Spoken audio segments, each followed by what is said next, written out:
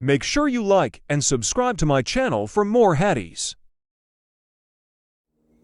نافع نے بیان کیا کہ حضرت عبداللہ بن عمر رضی اللہ عنہ نے فرمایا کہ رسول اللہ صلی اللہ علیہ وسلم نے 1 سا جو یا 1 سا کھجور کا صدقہ فطر چھوٹے بڑے آزاد اور غلام سب پر فرض قرار دیا۔ صحیح بخاری حدیث نمبر 1512۔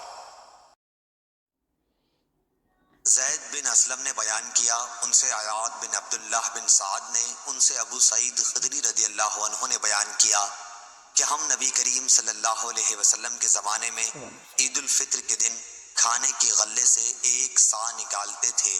ابو سعید خدری رضی اللہ تعالی عنہ نے بیان کیا کہ ہمارا کھانا ان دنوں جو زبیب، پنیر اور کھجور تھا۔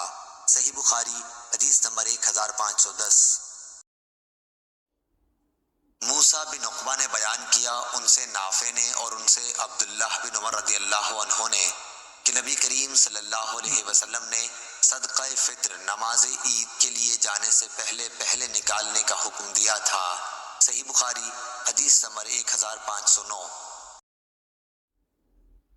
امام مالک نے خبر دی، انہیں نافع نے اور انہیں حضرت عبداللہ بن عمر رضی اللہ عنہ نے کہ رسول اللہ صلی اللہ علیہ وسلم نے فطر کی زکوٰۃ آزاد یا غلام، مرد یا عورت، تمام مسلمانوں پر 1 سا کھجور یا جو فرض کی تھی۔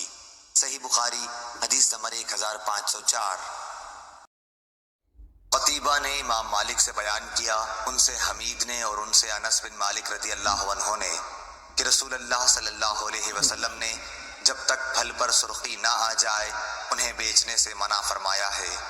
انہوں نے بیان کیا کہ مراد یہ ہے کہ جب تک وہ پک کر سرخ نہ ہو جائیں۔ صحیح بخاری حدیث نمبر 1488۔